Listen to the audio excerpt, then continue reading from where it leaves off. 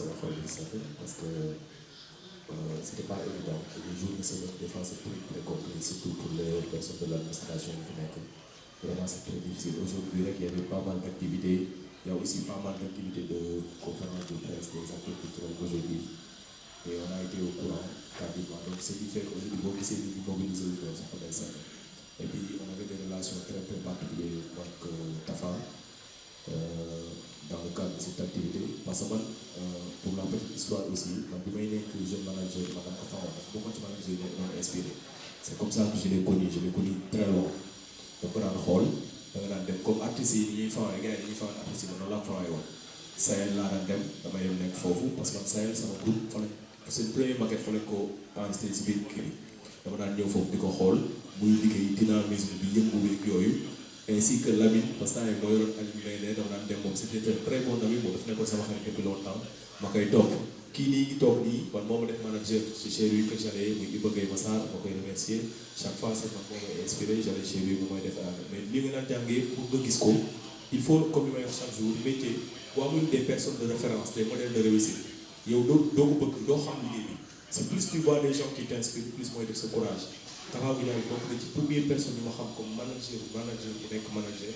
parce que dans le temps plus loin c'était des managers qui se formaient dans le temps Moustapha a eu cette chance d'avoir voyagé ma koy xool nii laa ko daan xoolee quoi xamoon ko donc après j'ai eu la chance avec Baba Amdi xam ko mais li ñu gën a boole c'est l'association c'est vrai que c'est l'association et c'est lui à la tête qui est venu nous voir il y avait moi Samba Diété Alpha Diouf ñu toog ci espace Jules Gueye mu wax ñu ne ñu dama bëgg teg benn association manager et c'est comme ça que c'est parti pour dire même c'est les documents de référence pour dire combien j'ai travaillé très longtemps avec Iba Gueye Massar le premier document que j'ai mis sur la table bi je me suis inspiré d'un projet boo xam ne moom mii ak Falman Bazooka ñoo ko liggéeyoon parce que c'était en 2005 la ñu régi woon ce projet pour teg une association mais tant que j'avais pas la maturité xaw ma woon association manager pour vous dire l'idée de mettre sur pied une association manager était important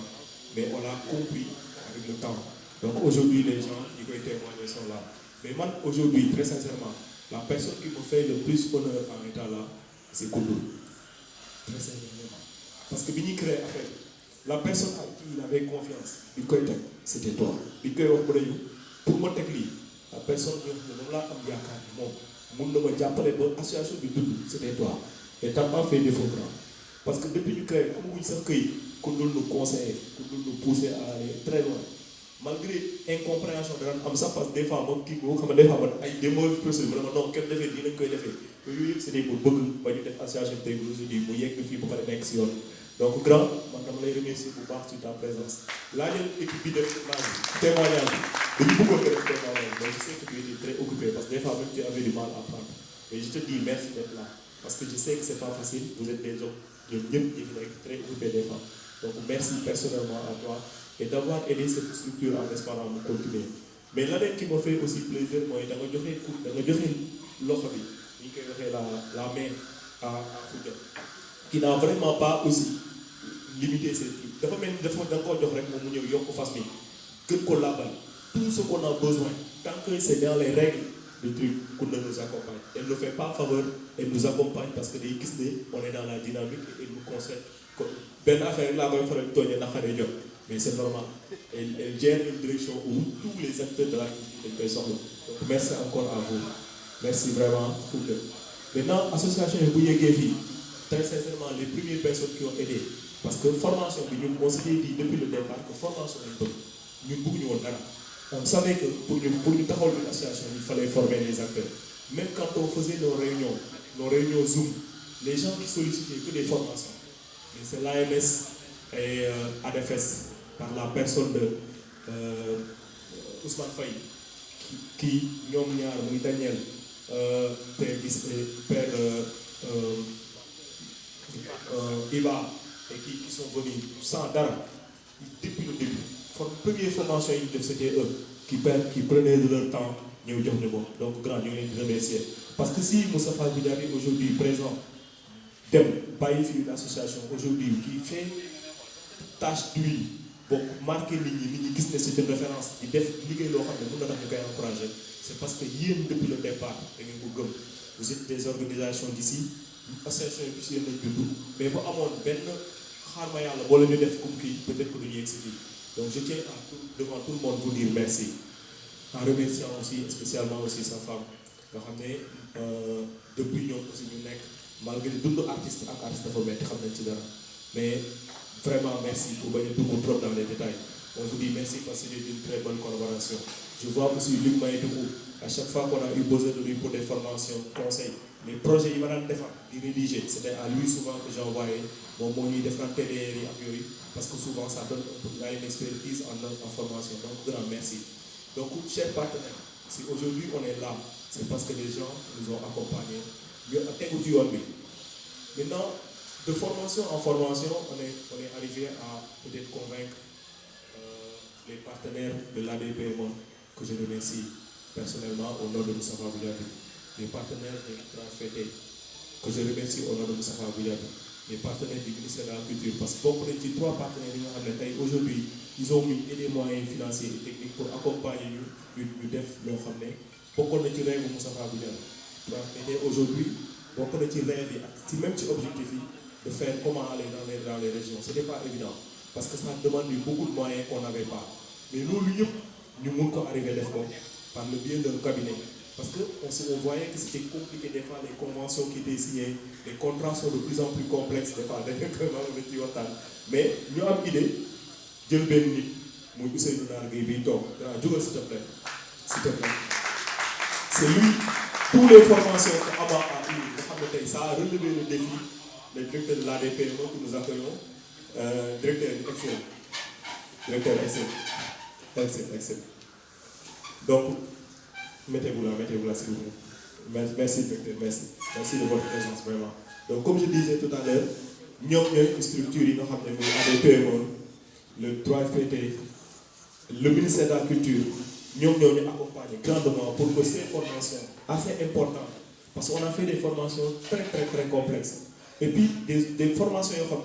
c'était dans les objectifs de l'association surtout. Parce qu'avec ce qu'on a fait, on est allé sur les objectifs qu'on a fait. Là, on peut atteindre avec l'association. Et on a fait les TDR, les besoins de formation en fonction des objectifs. Ce qu'on est arrivé à faire. Site internet, aujourd'hui, c'est par le biais de l'ADPMO que l'association a un site internet. Et ce site internet aujourd'hui fonctionne. C'est avec le biais du 3FPT. Tafa, je te jure, rêver d'aller dans les régions. Parce que moi, il est de Ziguinchor de naissance. Je donne wax non man pour formation régionale dañ commencé Ziguinchor laay dem. Je te jure avant les formations sur Ziguinchor il était déjà malade. Donc tey lépp ñu def ko ci ginnaaw. Donc on remercie vraiment les partenaires. Cet hommage ce n'est pas juste un hommage mais c'est juste vous montrer que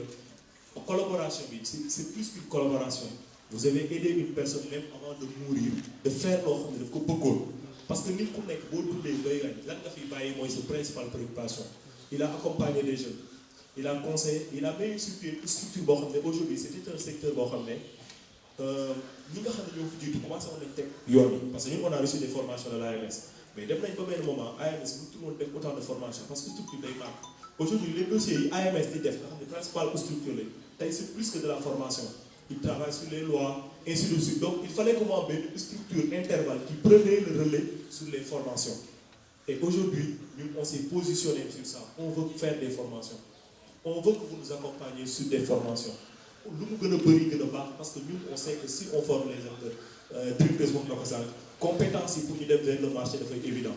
Aujourd'hui, le marché a changé. On est plus dans du physique. Le marché est devenu tellement numérique. Donc, il faut demander des informations régulières et perpétuelles. Nous remercier aussi les membres Amaï. Parce qu'aujourd'hui, c'est des acteurs qui ont aussi intérêt. On ne peut pas avoir un bureau sans des membres. C'est les membres qui font les associations.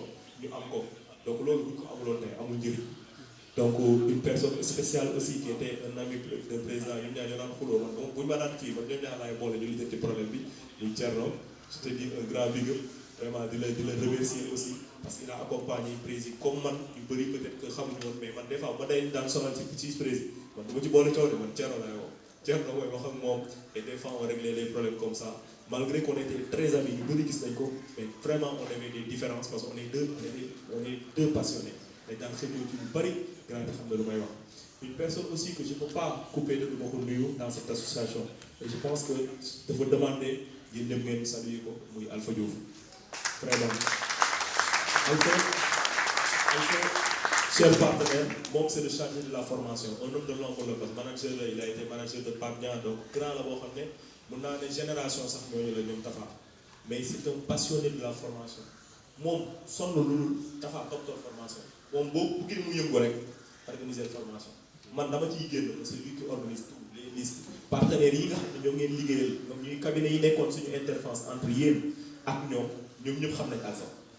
ITTE xam nañ Alpha man bu ma defee li may def ba pare li ci des dama koy bàyyee moom Alpha moo doon coordonner liste yi am na moo doon coordonner et de loin des fois les régions c'était difficile parce que quand on faisait les formations on n'avait pas d'espace c'est-à-dire le budget prenait pas en charge les espaces mais fii la ñuy nekk di sonn Alpha mooy woo ñi ngi xam ñëpp pour am ça Alpha mooy woote membres yi pour di def les formations donc Alpha je te remercie alors mon grand merci encore pour tout ce que tu as fait ci formation yi nga xam ne moo tax ñuy wax maintenant pour ne pas trop tirer foofu laa yem parce que xam nga rek man moom bu gënee sori mooy loolu je remercie les représentants de Saint-Louis qui sont là Ababacar représentants aussi de Ziguinchor qui sont là